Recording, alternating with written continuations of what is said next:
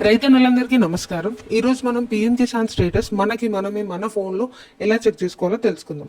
First chrome open చేసి pmkisan.gov.in అని type చేయాలి. ఈ ప్రాసెస్ అంతా నీకు పెద్దగా అనిపిస్తే కింద లింక్ ఇచ్చాను డిస్క్రిప్షన్లో, దాన్ని క్లిక్ చేసినావు అంటే డైరెక్ట్ నిన్ను ఆధార్ ఎంట్రీ దగ్గరికి తీసుకెళ్ళిపోతుంది. ఇంకో విషయం, ఎక్కడ కూడా స్కిప్ చేయకుండా చూడు, ఎందుకంటే చిన్న చిన్న మైన్యూట్ డీటెయిల్స్ కూడా నేను యాడ్ చేసిన. నువ్వు స్కిప్ చేసినావు అంటే ప్రాసెస్ మిస్ అయిపోతావు, మళ్ళీ కన్ఫ్యూజ్ అవుతావు. కాబట్టి ఎక్కడ కూడా స్కిప్ చేయకుండా మొత్తం చూడు. చేసిన తర్వాత సెర్చ్ చేస్తే మనకి ఇట్లా ఒక హోమ్ పేజ్ వస్తుంది అనమాట. కొంచెం కిందికి స్క్రోల్ చేసుకుంటూ వెళ్తే ఫార్మర్స్ కార్నర్ అనేది ఒకటి వస్తుంది. అక్కడ నో యువర్ స్టేటస్ మీద క్లిక్ చేసి మన రిజిస్ట్రేషన్ నెంబర్ అడుగుతుంది. మనకు తెలియదు కాబట్టి మనం ఇక్కడ నో యువర్ రిజిస్ట్రేషన్ మీద క్లిక్ చేసి మన ఆధార్ నెంబర్ కానీ మొబైల్ నెంబర్ ద్వారా ఏదైనా చేసుకోవచ్చు. ఆధార్ నెంబర్ అయితే ఈజీ ఉంటుంది, మనం రైతులం కాబట్టి ఆధార్ నెంబర్ మొత్తం టైప్ చేసేయాలి. చేసేసిన తర్వాత మనకి అక్కడ క్యాప్చా కోడ్ ఉంటుంది, క్యాప్చా కోడ్ ఎంట్రీ చేయాలి.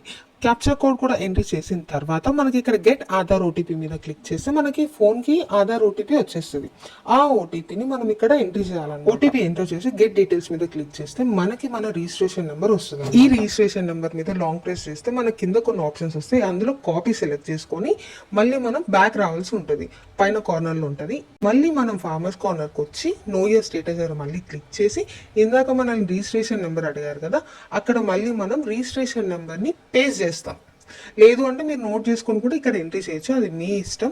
సో పేస్ట్ చేసిన తర్వాత మళ్ళీ మనం అగైన్ క్యాప్చా కోడ్ కొడతాం. క్యాప్చా కోడ్ కొట్టిన తర్వాత మనకి మళ్ళీ గెట్ ఓటీపీ అంటే మనకి ఓటీపీ వస్తుంది మన ఫోన్కి. ఆ వచ్చిన ఓటీపీని మనం మళ్ళీ ఇక్కడ ఎంటర్ ఓటీపీ అని ఒక బార్ ఉంటుంది, అందులో ఎంట్రీ చేస్తాం. Next get data. ఇప్పుడు మనకి ఈ ఫార్మర్ యొక్క డీటెయిల్స్ అన్నీ వచ్చేస్తాయి అన్నమాట. ఈ ఫార్మర్కి ఎన్ని ఇన్స్టాల్మెంట్స్ పడ్డాయి, ఈయన ఎలిజిబిలిటీ స్టేటస్ ఏంటి మనం చూద్దాం. ఇక్కడ మనకి 3 ఆప్షన్స్ ఉన్నాయి. ఒకటి land seeding, eKYC status, bank account seeding status అని అన్నీ ఈయన క్లియర్ చేసుకున్నాడు. అండ్ ఈయన ఎలిజిబిలిటీ స్టేటస్ చూద్దాము. ఒకవేళ ఆయన ఇన్ఎలిజిబుల్ అయితే ఇక్కడ మనకి నెక్స్ట్ దగ్గర ఇక్కడ వస్తుంది. ఇక్కడ మనకి రీజన్ ఫర్ ఇన్ఎలిజిబిలిటీ అని కూడా ఉంది, అన్ట్రేసబుల్ బెనిఫిషియరీ. అండ్ ఇక్కడ మనకు కనిపిస్తుందా, ఇక్కడ మనకి ఎన్ని ఇన్స్టాల్మెంట్స్ పడ్డాయి అనేది కూడా మనం చూసుకోవచ్చు. ఏ ఇన్స్టాల్మెంట్ మనకు క్రెడిట్ అయిందని చూసుకోవచ్చు. సో ఈ ఫార్మర్కి 17 ఇన్స్టాల్మెంట్లు మాత్రం క్రెడిట్ అయినాయి, కాకపోతే మనకి 20 ఇన్స్టాల్మెంట్స్ క్రెడిట్ అవ్వాలి. ఇది రైతన్నా, ఈ విధంగా అయితే నీకు ముడి పైసలు పడ్డాయా లేదా, అసలు ఎందుకు పడలేదు, ఏంటి సంగతి అనేది తెలుసుకోవచ్చు.